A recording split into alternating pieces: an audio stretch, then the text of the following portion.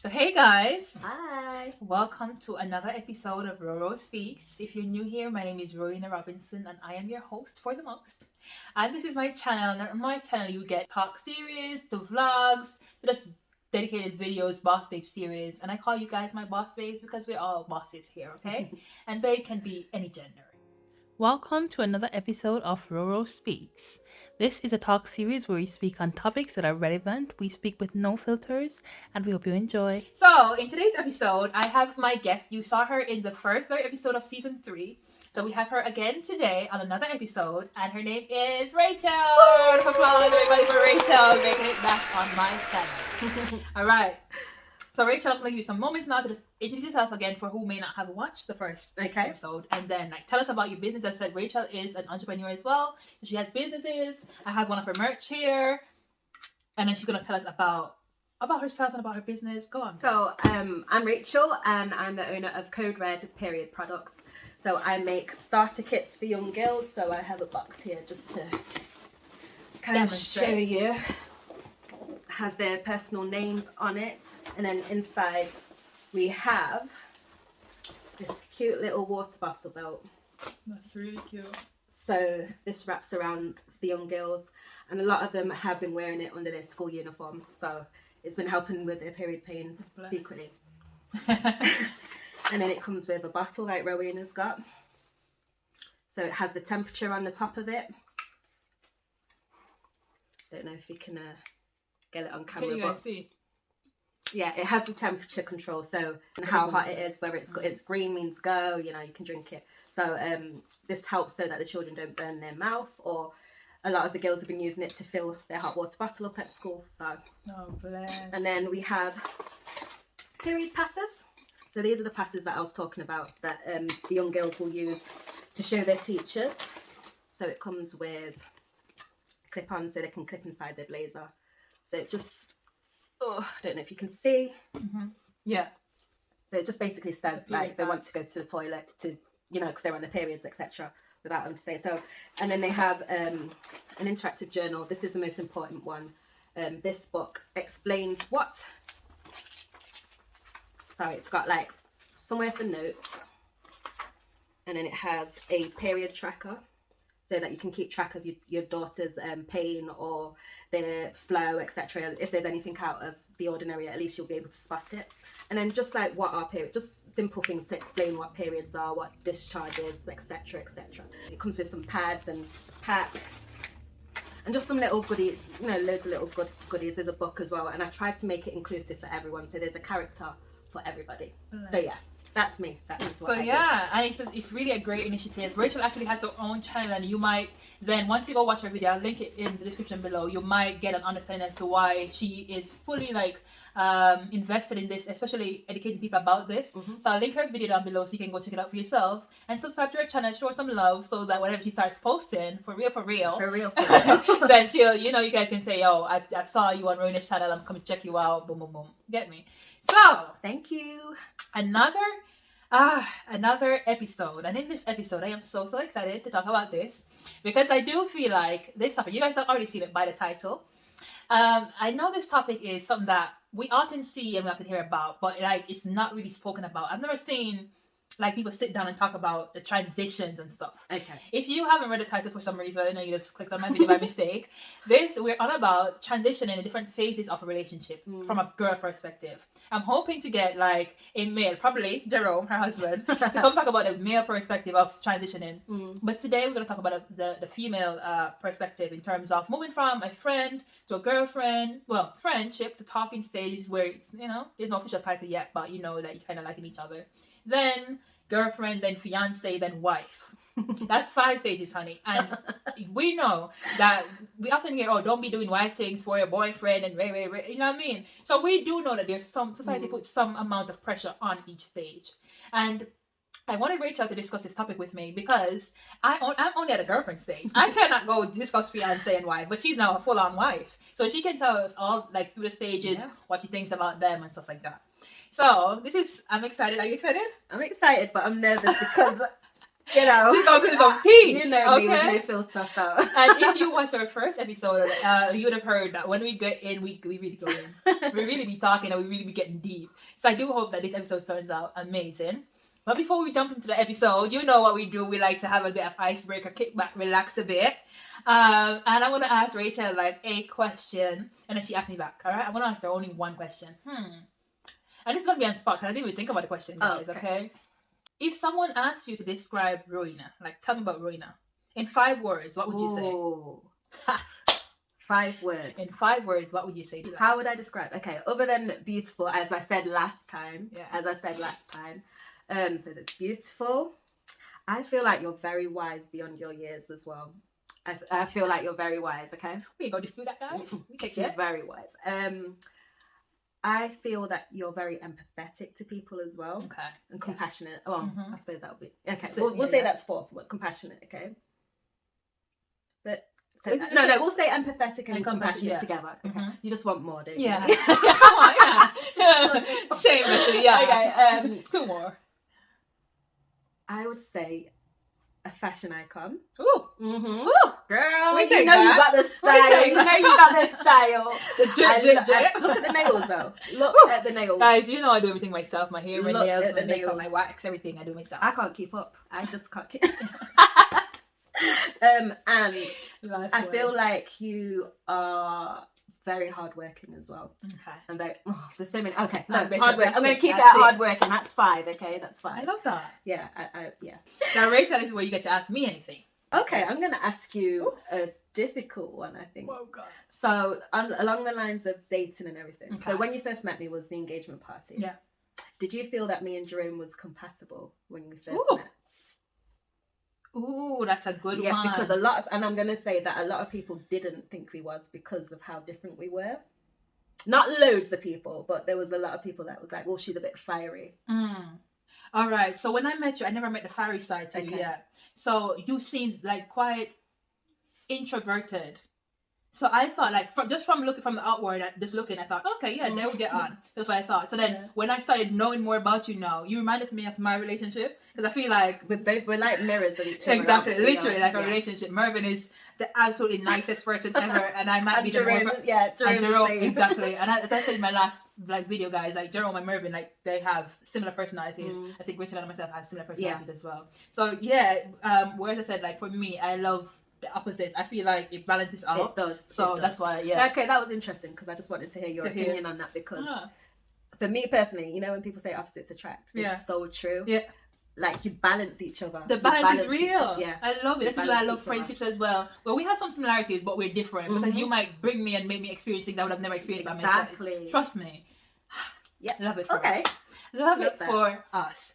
Right. So now we can jump into what we're here for, innit? At different stages and whatnot, right? So obviously, I mentioned 5 stages earlier. So I mentioned 1 being a friend, then 2 the talking stage. I'm using it based off the pattern I went on, and then the girlfriend stage, then the fiance bit, and then the wife bit. So using all them stages, like I think there is some distinction of the roles that you play in each of the stages. Being a friend is very different to being in the talking stage and being a girlfriend and being a fiance. There are certain things that you don't do in certain stages. I don't know if you don't do. I don't even know who makes these rules up. Yeah, that's what I was going to say. It's like, is it a society thing or what? Like, what's your thoughts on that? Well, do you agree, firstly, that they're different things? I've never actually heard about this rule until I was involved with Jerome. So I never heard about the whole dating. No, we didn't get the chance to really be friends because we both was dating with a purpose. So when we was going out, we knew what it was about. We knew what it was about. We was dating with a purpose, all right? We had intentions to get married, all right? So I didn't know there was like stages and stuff. I just classed everything as like dating. That was just it for me. But then I came here and there was like structures and like within his church or within the church in general, and I wasn't familiar with that, so there was a lot of adjustments for me because remember I said in the last video that I kind of went left right. So for me I had to kind of readjust and train myself into these roles. Okay, so we do agree that there are roles and there stages. are. Okay, so then let's delve into the stages then. Okay. Right. So you said you never really got a chance to be a friend. So we met online because we was doing online dating. So we had intent on dating people. So we knew what the situation was. So when we was talking, it was talking online, but I suppose that would be the friend stage when it was just getting to know each other. But within I think within a month or so we met each other. Yeah. So, and then but we knew from when we met each other that it was going to be dating. Yeah, right, we're dating for sure. Like. Okay. Yeah. So. What was it? Instant attraction for you? Sorry. So this is not even a part of the video, guys. I'm just fast. For me, when Jerome first when he first messaged me, or should I say, Jerome, if you're watching, yeah, I'm exposing you, babe. So he sent me a wink. That's what you can do on it. That's how you flirted. Oh, really? Yeah. So that was my first. What platform was it? It was the Christian dating website. Oh. So I think it was CDFF. So it was an app, CDFF. Okay. It was a really good app. Yeah. But you still get your crazies, of course. But so we started speaking from then, and it was like an instant connection. Yeah. Friends-wise. Yeah. And then I think by the week, I was like, I'm gonna be this person's boyfriend. Girlfriend. Really? Sorry. Yeah. I knew. Really? It was like within a week, I knew that. You just knew. I knew. Yeah. And I didn't. Okay, bestie, I see you. I came off of the online dating, and man like Jerome, you know, he won. He won the prize. Oh my gosh!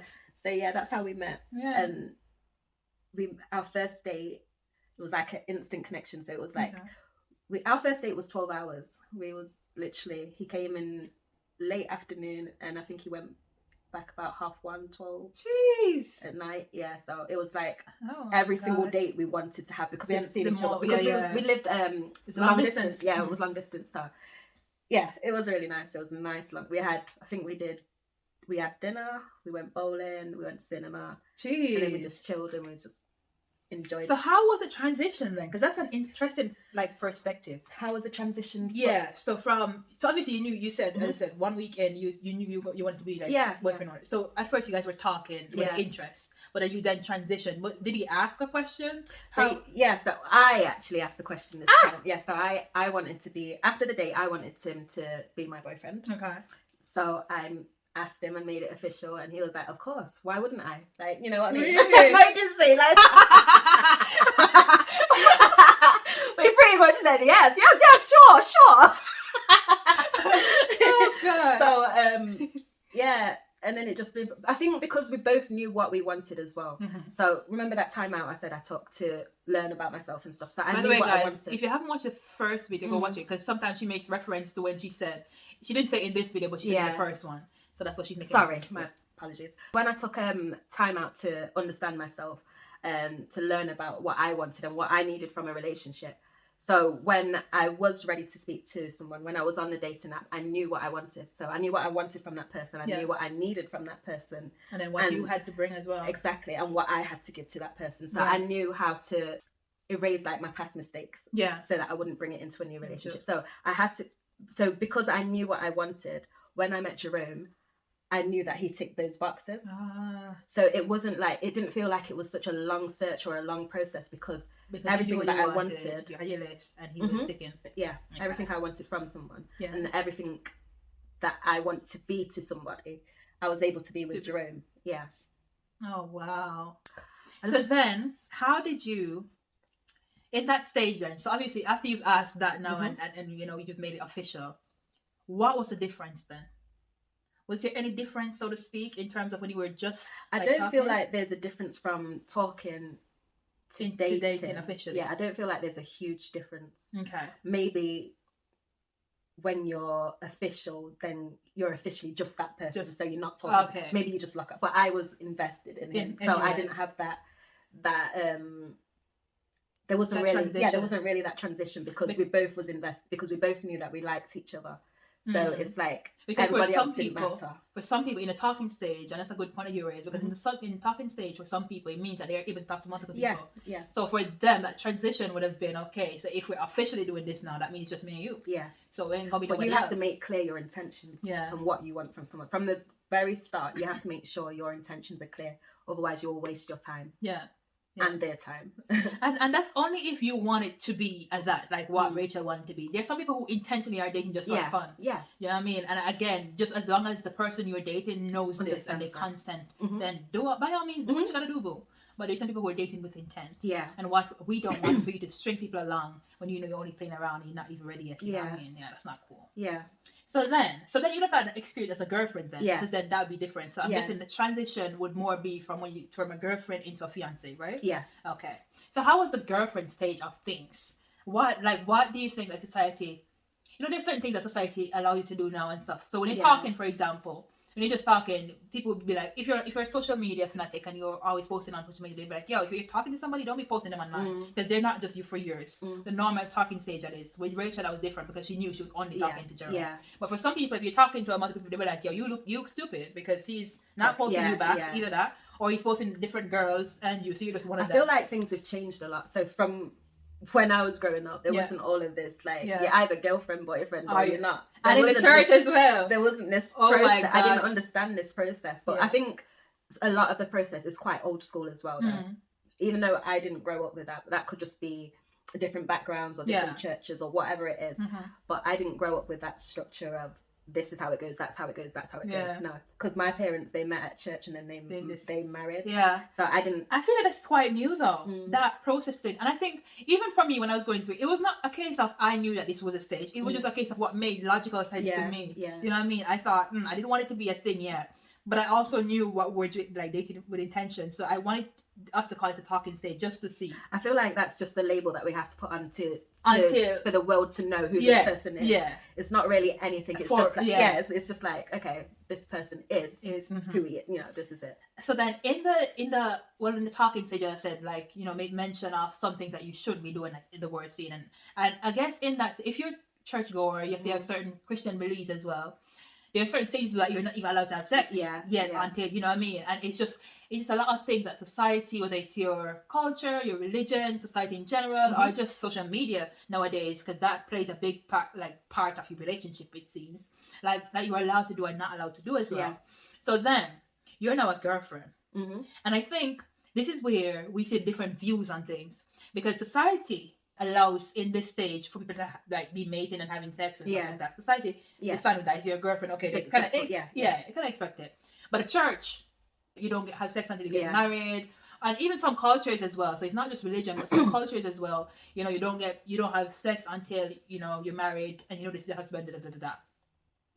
So apart from that, what are some other things that you do as a girlfriend that you wouldn't do as a friend or as in a talking stage? Or before. What are some things that are okay now for you to do? What are some things that you realize, I felt comfortable doing this because he's my boyfriend?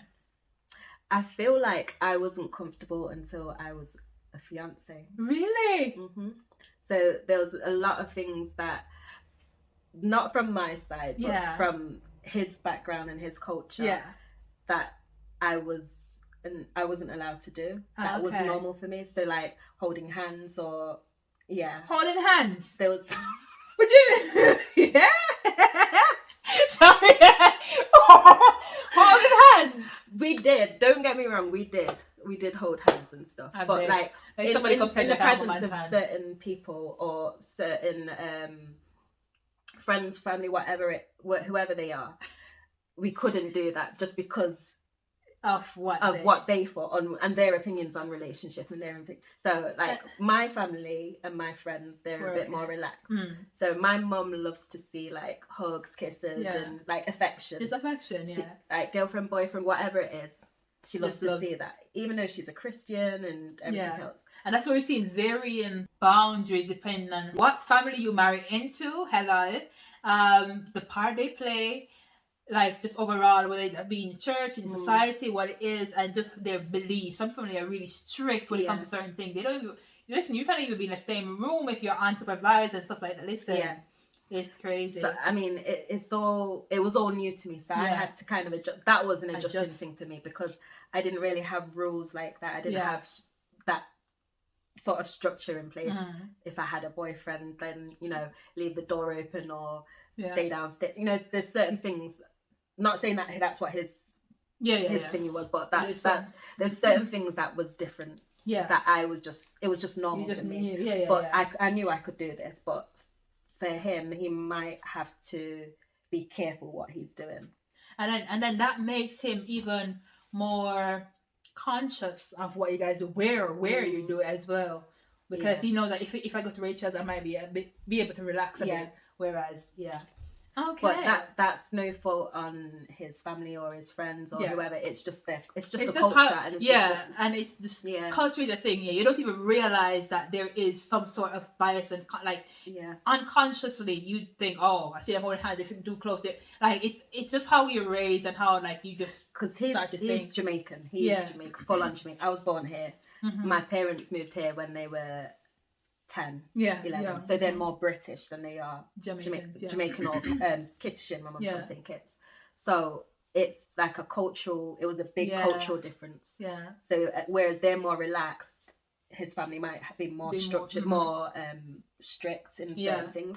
It's just a cultural thing. It's not so much a reflection on the family. It's not that they want to be this way. They grew up in it and they don't even realize that's just their norm. That's just their norm.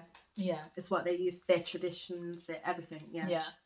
So, you said you never felt comfortable until you were a fiance to do the things that even then it was difficult. Yeah. When we was just me and him, we could we relax, chill, do whatever we want. But I felt like there was a expectation. Yeah. An expectation of us, and we had to be an example or whatever else it is that we had to do, because I was the first one in my family to get married. He was the first one in his family to get married. So we had to set kind of like a foundation. So there was more pressure, but it was more relaxed. There was less rules. Because we're getting to that point where they're gonna be married, but they're not quite married yet. Like it could still go in. It's a bit iffy, It's like, okay, we know you're gonna get married, but you're not there yet. You're not so there. Relax. You still gotta wait. Relax. Okay. So it was something that I had to get used to, and I had to adjust to, because it was frustrating me, because I was just like, I'm not used to this, but this is something that you'll learn as you married. You got to kind of give and take. And I've got to accept parts of his culture, he's got to accept parts of my culture, and mesh. We've got to combine and just do whatever. Just combine it. Oh my gosh. So alright, so explain to me then. So alright, so you felt more comfortable as fiance, but still there were some expectations and whatnot. Explain to me then when you got married. Okay. So that means all the I didn't care. Once I got married, I was sitting on I was sat on my husband. I was crazy. Oh, you catch me in church. Listen, exactly. That's my husband. I had the ring. So after we got married, I felt like I could just be myself. Like I didn't have to pretend to be more conservative I could just be me now, because he's your husband. He's my husband. Like, what you gonna say about it? Who gonna check me? I'll wait. It's my man, right? So so I felt more comfortable because I knew that I had the freedom and I had no judgment now. So whereas before I would still do what I needed to do or what I wanted to do, but just be careful and mindful of. I would have that judgment, and I would know that I'd have that judgment. So I'd prefer not to. Whereas now I'm just like, I don't care. If you want to judge still, he's my man now. Exactly. Like, I don't care. That is so crazy, because society, isn't it mad, guys? How society has these unwritten rules, It's not like they give you a book and say this is what you're meant to do, but that that there's certain expectations of you, especially when you're in certain cultures, certain different settings, different groups, different families. We need to touch a bit on that. Because understanding families, understanding even just how you guys have to mesh your family and how much you gotta be open-minded. Because accepting your boyfriend, your partner, your husband, whatever it is one thing. Then our families come into it. Because mate, that's a whole other thing. Because my family now gotta accept him, then his family gotta accept me. And what if that's not the case? What if they don't like me? What if my family don't like him? And that's hard. That's with unnecessary pressure on an already difficult situation. Because first of all, let's be very real. We're two very different persons trying to make it work. Already that is pressure. Because I'm now having to understand you and be able to express myself when I don't necessarily want to express myself. I now have to be considerate for you and then explain why this should not go there because I don't like it. I got to explain why this... Oh my gosh. So we're working on that in ourselves. And then now I have to thinking about your mom, your dad, your uncle, your sister, you got everybody. Like, it's a lot because we're still working on that now. It's not over. 3 years in and we're still Yeah. learning. We're still learning and growing now. So there's certain things that my family would do that his family wouldn't do. And there's certain ways that I've been brought up and he hasn't been brought up that way. There's certain routines I do. So, you know, like if I'm cleaning or something, I like to clean from top to bottom. Right. Dre will start from anywhere. Like, Don't make sense. I need structure. Like, yeah. Like, that's how I was taught. That's what I do. Just little things. It's a little thing. It's really Like, understanding like, that, bro, this is me as a person. This is the culture. This is what I grew up in. And this is how I see and view things. Yeah. And I've got to try and change my mind, or he's got to change his mind. One of us have got to give or take. We're going to meet in the middle somewhere. And that's hard already. But then when you bring other people into it, not just that, but and not only that. It's not even like we're only bringing family into it. Naturally, as humans, we would want our partner's family to accept us. I think and anyone who says, oh, I don't care, like maybe you now have this coping mechanism where you don't care as much as you would, but that's only because you've been hurt in the past before, and now you're just like, okay, you're not gonna make it, you're not gonna be so vulnerable, so that when somebody dislikes you or whatever, it doesn't hurt that much. But naturally, if you didn't have that bias or didn't have that coping mechanism, naturally you would want everybody to live in harmony. We are social beings, and I feel like a lot of people we don't understand that. Guys, we're social beings, and it's okay to want to be accepted. It's okay to want to be loved, to be appreciated for who you are, and just for somebody to say, "Yo, I love you as you." It's okay, you know. Yeah, exactly. So then going into family, and I feel like I'm not gonna be biased, but I think this is the fact. I feel like girls have more pressure when it comes into going into families. I feel like more often than not, the girls side of family accept the guy for who he is. They like our family ain't they'll be like, of course if we have like a lot of siblings like I do, my brothers will be like, oh, is he treating you good? And that's all they want to know. Yeah. But they're not gonna be diving too much into can he cook? Can he clean? Can he build a house? Like, I feel like society puts so much pressure on the girl when you're meeting the family. First of all, the your boyfriend's mom. That's the first hurdle, and thank God for some of us, like we don't have to worry about that. But for some, I've heard some stories, bro, where like the mom feel like there's nobody good enough for her son. Yeah. And if you do not touch heaven, you shouldn't be talking to her son, bro. Listen, can we please not go into 2023 with that attitude? Please leave it in the past. No, for real, because some girls really out here be oh my days, and then the family has a lot to say about everything, and it's like, I think that's when it gets complicated. And I think in order for your relationship to work, you have to get on with the family. You have to have that connection. If you don't have that, that's his foundation. It is so unfair, because what if I really don't care for your family like that, bro? You gotta put a smile on. And you gotta laugh like that. You gotta like. What if the jokes ain't funny? If it's not funny, just make it funny. Like you got to just smile. And I'm not telling anyone to take abuse from people's family members. Nope, I'm not telling you. What I'm saying is it's got to work. If it's his dad, mom, sister, uncle, whatever it is, it's his family. That's his foundation. If you leave, he's still got his family. Do you know what I mean? So you got to kind of put up or shut up. Kind of thing. Oh my Bite your tongue. It's something that I would say if anyone was to experience something like that, it's something that you need to communicate with your partner for them to. I feel like they should sort out that sort of job. I feel like they should sort that out. Especially because all of this is coming from his family, yeah?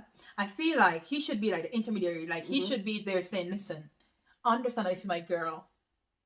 And I don't care what you think, but you say this is my life, and you're not the one marrying her. I am. And if I like her, you can either like her or be quiet.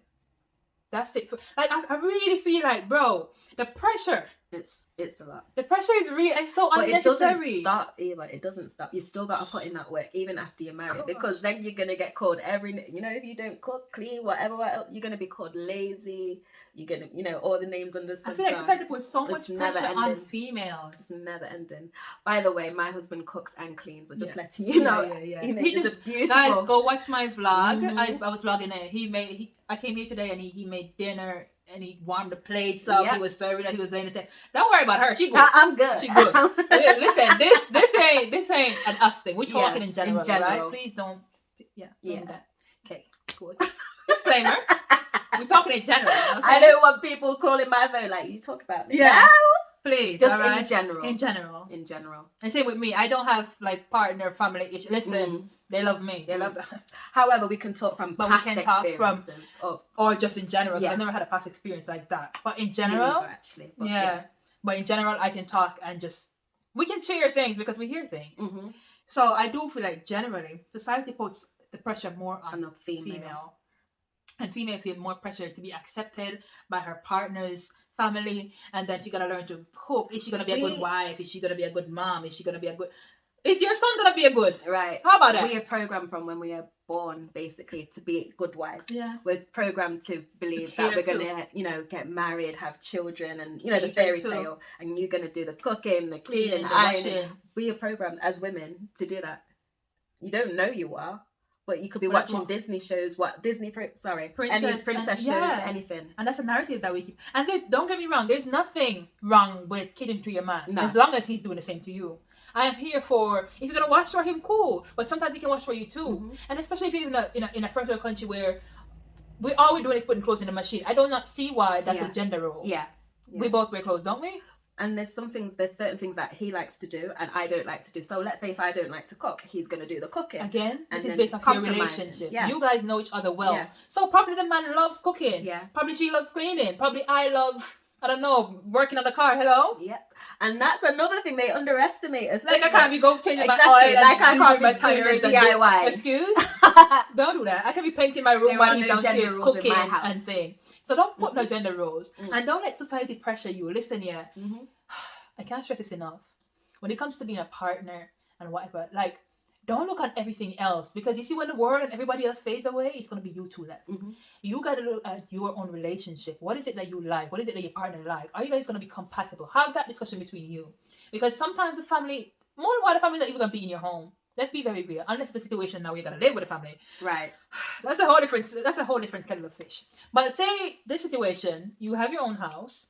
You see the family sometimes because it's family in it. You see them sometimes. Bro, apart from the other time you see the family, they're not going to really matter like that. It's going to be you and your partner. Appreciate your partner for who he is. Mm-hmm. He doesn't have to buy you a Range Rover for your birthday for him to love you. Because the average man can't really do that. Mm-hmm. You see these guys, you buy these people Range Rovers, and more why you're putting these guys as goals as well. And it's like, you don't even know, probably he went out cheating on her, that's why he got her to go Range Rover because he felt guilty. You don't know people's relationship. Don't be no relationship goals, and don't try to be nobody's relationship goal, and don't say nobody has a relationship goal, because let God be your goal. Let Jesus be your goal. Amen. Right? Because the thing is, we don't know what's happening behind closed doors. Right? And don't be putting on this facade just for social media engagement. Bro, if your relationship is not good, work on it for real, for real. Mm-hmm. Let's not try to do this thing where, oh, we're perfect. No. Sit your man down in your home with yourself, and you guys have a conversation and talk about the things that you want to improve. Like we've been talking about in the previous episode, we've been talking about like continuous improvement and how like relationships need work. MOT. Yeah. And like, Rachel was saying like she does this annual MOT, like every so often they have a discussion on like just how the relationship is. Do that. It's so important. It's so important because if you're bottling things up, it just builds and builds and builds. You need to have that MOT. Yeah. You need to have that MOT. And it's almost therapy for both of you. Exactly. For both of you. And don't you think it draws you guys closer? Yes, because after all of that is done, it does. And I feel like it's a refresher as well. Sometimes, when you argue, you need to get that out. Yeah. And then it's like everything is just... And we have this common goal now. You said what you had to say. I said what I had to say. We now know what we can it is. fix it. We can work on it now. Together. We have a common goal working together, and that's me. Yeah. I feel like sometimes it draws you much closer as well. But have you heard of certain things that are allowed in certain stages? Obviously, there's the sex before marriage thing. Yeah. No marriage. sex before marriage. Right. But I never had rules like that. Okay. I mean, there was unspoken rules. Yeah. But I never really had like, you can't kiss a boy, you can't hold a boy. I've never had that. What are some of the unspoken rules? I know that they used to say this: don't wash, cook, and clean for a man unless he puts his ring on it. I heard that so many times. I've never had that, so I don't know. I don't know why people are so strict about relationships. Like, for me, my parents, they've, you know, it's just love is just, it's just love. Yeah. It's not like there's no structure. There's no, if you fall out with that person, you break up with that person. But it's not like, oh no, you can't be having so many girlfriends because, or you can't be having so many boyfriends because. It's like you have to find someone. You have to go through a process of elimination before you get to where you need to be. So I've never had that. Obviously, I've had the no sex before marriage. Yeah. But I've not had my mum beat down on me like, you know, you cannot do this, you shall not do this. It's always been my choice. So from my experience, I've never had someone necessarily, apart from sex before marriage, just because of my church. And apart from that. Yeah. But I've never had someone necessarily telling me, okay, do not do this. But I think like society in general, I've seen it like when scrolling on the grammar or something, like, oh, and even in songs and stuff, like, don't be doing wife duties for a man who has of course, do you know what I mean? Like, there's certain things that be like, oh, you wash, cook, and clean, and you're just his girl. Or you go, why are you doing all this for his mom and you're not even his fiance? You know what I mean? Like, yeah. See, I think because my parents as well, they married, I think there was like 21. So it was quite young. So I think there was like each other's first proper boyfriend, girlfriend. So they didn't really have any experience to then teach us about certain rules or certain things to not do or to do because they were each other's first and stuff like that. So I don't feel like I had that such a constricted space. So if I'd meet a boyfriend, or if I'd go out with a boyfriend, I wouldn't be told, oh, don't hold his hand, don't kiss him, or you can't do this until the 3rd date, 4th date, whatever it is, because my mum has instilled like respect for myself as well. Yeah. So she knows I know what is expected without her having to say anything. Not necessarily because she doesn't believe in this, but I know that I need to respect myself as well. Okay. And I know what that entails. Exactly. So it was like unspoken things. But you just understood the assignment. Mm-hmm. Yeah. So maybe I would be taught via church. Mm-hmm. So they might teach us certain things. And then that will just be my foundation. Mm-hmm. That's my foundation. However, it wasn't really drummed into me like, I'm going to get beatings if blah, blah. You know, if they catch me doing nothing like that. I've never had that sort of strict upbringing. Okay. So for me, no, I never had a strict upbringing in terms of I got to. In fact, I never even had a conversation, to be honest. I don't even know what I had the birds and the bees talk. I don't know what no birds, no bees are. I don't know what it had to do with anything. I didn't even have the birds and bees. Like whatever I knew about sex was taught in like school. It's like even my period. Like I knew about my period because it was taught in guidance counseling sessions or whatever. So I never really had The only thing my mum said to me was, "Don't let anyone touch your hair there or there." Right. That was it. That was all I got. There, and there. That was my birds and the bees conversation. Don't you think we're coming into such an era now where people now are openly communicating? Because I feel like our parents didn't really do that, You know, since we got married, this is the most I've spoken about sex with my parents. Oh, my mom, I say? My mom. Like, I didn't even know she could. Do you know what I mean? I didn't even know she could talk about stuff like that because it was so private. It was such a taboo topic. You do, excuse me?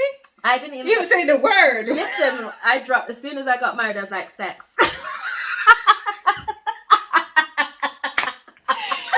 was the first thing I said. I wanted to say to my mum is because it was never talked about. It's really such a taboo topic, especially in like our cultures and where we're coming from and stuff. It's such a taboo topic, bro. Yeah. And I'm like, this is a very natural thing. Like it is a no-go area, bro.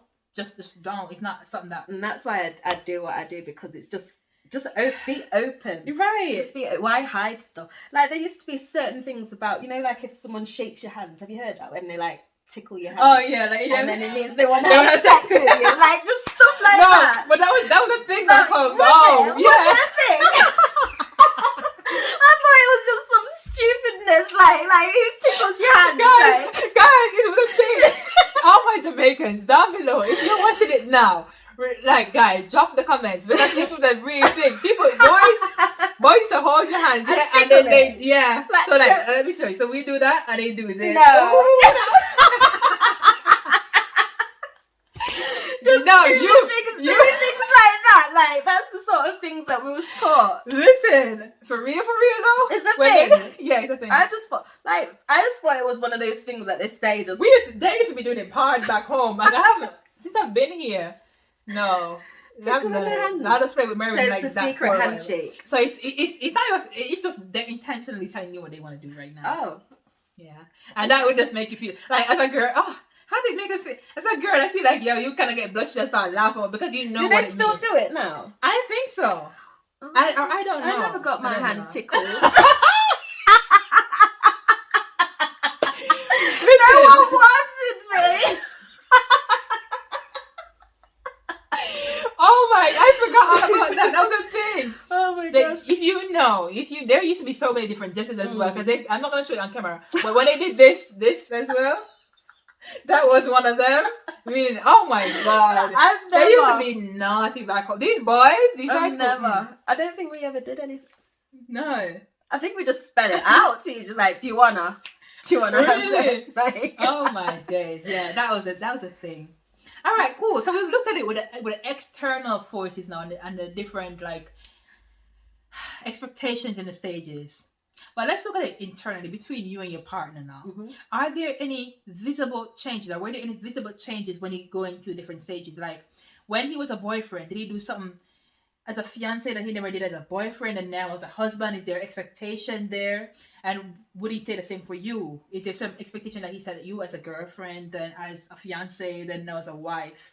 Then do you think it changed? For me, he was consistent from the start to the end. So he consistently loved me, regardless of status or anything else like that. He was just consistently Jerome. Mm-hmm. Okay. So he didn't really change. Like, he's morphed into more of a responsible adult because obviously he never had that responsibility before of a family as a family. But I started to see him more as a provider or a security. As a husband. Yeah. I started to feel more safe, more secure. I think that's the one thing I can say, security. Yeah. I feel like that's what the biggest change is like, this person is your husband and he's for you. And I think society also puts a pressure on him as well as a husband. When you hear that he's a husband, naturally you expect him to like provide. I feel like, society does put that on him, and it's a thing where when you say husband, I expect that you're making sure that your wife is good. Yeah, but that goes without saying, and I also make sure that he's good. Mm-hmm. It's a both partnership, in it. Yes, he might be a provider, in a sense. But we both picked up our own roles. Yeah. So once we got married, we found what each other was good at. Mm-hmm. So, for instance, I will do the DIY. I will do all the hammering and all the fixing and everything because he is not good at that, and I'm good at that. And he loves cooking. He loves cooking. So, like, we would have role reversals. So exactly. I'll be doing the male jobs, and he, in a sense, predominantly. But we found what works for us. You can't look at what society dictates that your relationship should be. It really is your relationship only. And society, social media, even your family to some extent, really have no say in your own relationship. You find what works for you. So if it's the DIY and the painting, and he's not into doing that, but he's into cooking, you do your DIY stuff. Yeah. Let him cook them. Yeah, let him set the table. But then I had that expectation, though, that I did have that expectation because my father was like that. Okay. And my father did DIY and stuff. I expected him because that's what the world... So naturally you're biased because of how... Yeah, so I expected that. But then I realised that not everybody can do certain things. Exactly. Like, it's not for everybody. Yeah. Not everybody likes certain things. So I then picked up that role rather than being upset with him and why can't you do that or belittling him. Yeah. Like, I can just do it. If I can do it, I can do it. Yeah. If I know how, I'll do it. You just why put that pressure on him? Yeah. Why not just do it yourself? Because there's plenty of other things that he's good at. So yeah, relationship is just give and take and finding a balance between the both of you. So then that means then that there's not when it comes to stages in a relationship, let no one dictate to you what you should be doing in and after the stages. At a certain point. Yeah. It is completely up to you, God, and your conscience. And go at your pace. Nobody else's pace, but your own pace. Preach. Mm-mm-mm. Let no one rush you. If you want to take 10 years as a girlfriend, as a fiance, as a take it slow, because at the end of the day, listen, it's you and your partner gonna be living together. It's life. That's life. Exactly, and you gotta prepare for it, and you're never even fully prepared for it. But if you're not ready, just don't rush into it. Don't feel pressured into going in, and it's hard. But yo, stand your ground and be firm. And as long as you have a supportive partner, that's why yo, shout out to all the supportive partners out there that be saying, listen, I know there's external forces coming, but it's just me and you, and we're gonna do what we want. I love you guys because, bruh, it is hard for true, like for real. External pressure can be hard. And I think that's why you just got to block out that noise and just do you. And that's what me and him did. That we just did us. Yeah. Because we didn't have to be spending money like the other couples or doing this like that. We just go at our own pace. Exactly. It's not a competition. Within your means. Yeah. Don't splurge for the gram. Oh, that can leave you broke. If you really know that you got, listen, we got house to buy, we got this. Make sure that you're good. And then you can start doing all that extra stuff, all that fluff. But like, secure what's home. Social media is not real life, guys. And the quicker we understand that, the quicker that, you know, everyone. Like, I feel like it causes a lot of mental health problems, you know. It does. Like comparing themselves. Because you just continuously feel like you're not good at it. Why is she there at 21? Why is she buying her first car and I'm 25 and I'm not driving? So much pressure. Whereas before we wasn't able to see all the stuff that people were doing. So the pressure wasn't there. Yeah. And now we have a lot of people trying to kill themselves. A lot of people doing all sort of stuff and doing like even fraudulent stuff as well because they're trying to be like this person or this or that. It is hard out there, man. For like, oh my gosh, and I'm so glad that I grew up in like an era where there wasn't social media yet, and then seeing social media take time coming into it, and then because I have a foundation that's already built, I don't let social media pressure me into doing stuff. I'm looking at everybody. I'm like, I can't even remember life without social media properly. I remember it properly because this was like okay, so I went to a high school that didn't even allow phones. Okay. A boarding high school, and all my Hamptonians big up yourself. You knew what we went through. So like I used to see it. I used to go home every 3 weeks and I'd have my phone. First of all, and Sabbath, like you're not really meant to be having your phone at that much as well. So yeah, we know that. And then like I have it my phone, and then by Sunday again, because I used to come home Friday. When I reached home, my phone was there. But then by every Sunday, my phone's left at home. So for the whole 3 weeks, I had no phone. But that I feel like that, I really appreciated that. And I thank Hampton for that, even though at the time I wasn't very grateful. But now I'm grateful because it allowed me to just really be in the moment. Like me and my friends just sit down for ages, chatting, just telling stories, having the best time ever. I mean, I've properly enjoyed it until like social media just became this thing. MSN. Oh my days. MSN. I remember when even Facebook was the biggest thing. BlackBerry. What's it called? BlackBerry. What's it called? BBM. I was never. I knew I lived through that era, but I never had a BBM. I was never one of them girls with I couldn't give nobody no pin. No, I had no idea, darling. I got my first phone. No pin. Like BBM pin. What? What's your BB pin? I don't got a phone, but there's a pin. So yeah, I got a phone. My first phone was such a basic thing, though, wasn't it? BBM. It was just like a basic app. Listen, that I don't understand why it was so big. It was just so basic about it. And I remember when Facebook was a big thing, bro. Everybody and their mother was on Facebook. We used at school. I never had that. I was in that era, but I never. That's where I started MySpace. Oh, I remember at my school they banned Facebook. We found Unblocker. Oh yes! Oh yes! There was like a way around it, wasn't there? And you go to another site. Yeah. Listen, when I tell you that Hampton was making up hackers, they didn't even know. I can't believe it. I forgot that. Yes. They blocked Facebook. And then you used to have like a fake and we used to go app. Facebook Unblocker. They don't even know. We used to be learning computer like no. Listen, I tell you this. That's the best way to learn about programming and stuff. Block it. And I'm telling you, we was trying a way to do it. I'm telling you. I remember it was blocked, and we used to have people. At them times we had labs because we never had personal like computers. They were the big old desktop ones. Yeah. Same. And we had to go into the labs to then go unblock. And we had somebody keeping watch because there was this computer tech guy who walks around and check what we're doing. When he's coming, everybody's scramble. That was beautiful. I think we used to just Google find a way, some sort of app that would let you do it. It wasn't necessarily through MSN, but it would be like a copy of it, something that you yeah. can use exactly. And it, Yeah, so it might be like a web version of it or something. yeah. Oh my gosh. Guys, but I'm telling you now. Oh, sorry. Yeah. we got carried drifted away. there. We got carried away. But yeah, those were yeah, man, them times you never had pressure on relationship like it is. You never had pressure on life. Life was just nice because then we would spend an hour on Facebook and then we'd go home and talk about an hour for hours. Yeah. And what we'd be doing, who we saw, what this guy said. With our dial-up internet. Oh, bless. I'm glad I got to experience both sides of it, though. I think it definitely made me who I am. Yeah, 100%. Yeah. Because when I see even, like, the kids beneath, like my nephews, my nieces or whatever, when I see the pressure that they have, it's crazy.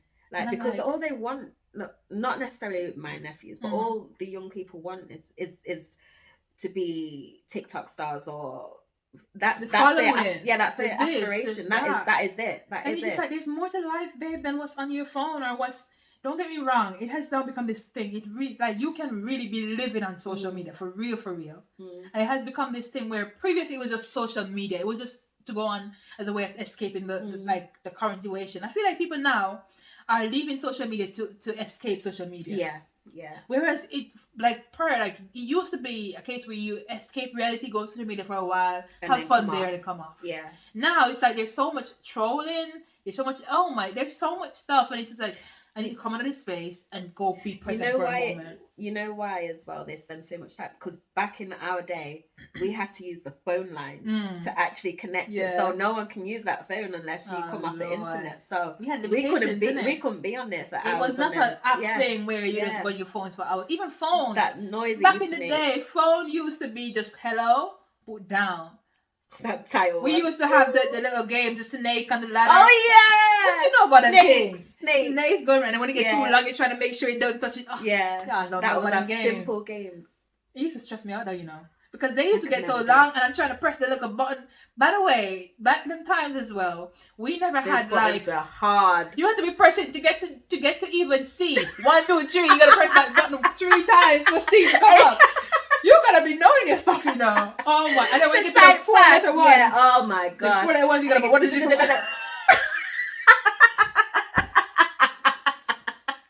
Those buttons were heavy to press. Can you believe that there's some people watching this right now that have no idea what we're talking about? You know what? I seen something on TikTok where someone picked up the phone, and it was like, "What's this, mum?" And it's like a landline. It's like, why don't you know what a landline is? Why don't you know what a landline is? Said they didn't know what a CD was. Oh. And then I realized I was old. That was the point when I realized I was old with the phone. Guys, you know what a CD is? Yeah. Because there's some people who don't know what a CD is. Or a floppy. I was going to say that. Or a thumb drive. I don't remember the thumb drive is the one that came after, you know, the little thing. Oh, wait, like USB. Yeah. USB stick. Yeah. Guys, understand that. You see, before we had PCs and laptops and that. We gotta be putting you see them little schoolwork and assignments. We gotta be putting them on floppy disk and on thumb drives and stuff to take it to... And print off if you don't have a printer at home. Go to the library. Yeah, I don't know about that. Stress. Go to the library. That's even if you had a computer, because half the people didn't even have computers. Or so you gotta go to the library to go type up something, or go to a what's it called? Get a website. What's the little side page is called? Like learning centers. Yeah, exactly. One of them little things to go get a computer to borrow. And now they're just handing it out. And I just, you know what I mean? With COVID, they was like, here's the iPad, here's the laptop, if we wanted a laptop, we would go to the library. When we were young and you had a laptop or you had an iPad, you were rich, man. Yeah. Because we gotta go to internet cafes and labs. Listen, wow, we strayed a bit, but no, we just had to go down that little rabbit hole for a moment. That was I'm so sad though that like the future generation won't get to experience what we did. I don't think they have as much fun. When we talk about playing games, proper ramping, fun. Outside, put on the phone and go be playing something outside. Because you know if they're playing a game, they're recording it as well. Yeah. And it's online as well. You be playing these games. And I'm like, there's nothing wrong with it, man. But like when it becomes obsessive. Like to the point where the phone's warning you like. Too much screen time. This, that. So your eyesight's messing up now because like the fact that the phones time. have to actually tell you that you've had enough. That's So really bad. bad. Step outside, man. So bad. Well, we really digressed. I'm not even sorry. I was gonna say I'm sorry, but I'm not sorry. I hope you guys, whoever that message was meant for, put your phone down, leave technology for a moment, and go be present. I feel that's one thing that technology takes away is your ability to be present and enjoy the now, The moment. the moment. Understand that wow, this is happening right now in real time. Just actually take it all in and hold it in your memory rather than your phone memory. Like hold it in your. How long ago have you taken up a book? Like a book. So not Ooh. scroll through something to read something like. Have you taken up a physical copy and skipped through the pages? I challenge you this week. I challenge you this week. When you're watching this video, don't let this week finish and you haven't taken up a physical book and just spend 20 minutes away from your phone, away from everything else, and just feel those pages through your hands and just be reading the words and just be present. If you want to go outside, just have a walk. Go outside your back garden, just sit, just feel the sun. Just be present. I feel like I'm preaching. We are digressed, but this is a word. Please step outside, man. Social media is not real life. And whatever stage you are in your relationship, make sure that you're in that stage and you're setting the boundaries for yourself and your partner. All them followers that you have on Instagram are not in your relationship. In fact, you haven't even met half of those followers because they are online friends. Right. Your boyfriend is here right now. Your partner is here. Your girlfriend, whatever it is that you are. Fiance, wife, whatever it is, they're here now. So make sure that whatever stage you are in, that you're going at your own pace. You're not listening to external forces. And you're listening to your partner and continuously trying to improve and get better in what you do. Continue to improve yourself as well. And if your partner is not pushing you to be a better person, that's a different conversation for a different day. I hope you have enjoyed our multifaceted episode.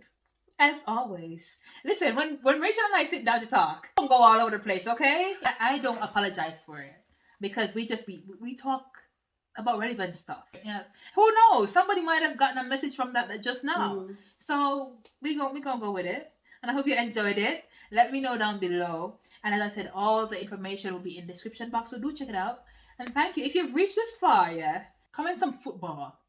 So that I know that you went outside and you know to be present, so you know that you put on the phone. I really want to see if anybody has reached this far to comment the football signs. And I will know. Guys, thank you so much. Rachel, thank you so much. No problem. Pleasure. Here. Oh my God, thank you. Pleasure. Thank you. As always, pleasure. Guys, we'll see you in another video. Bye.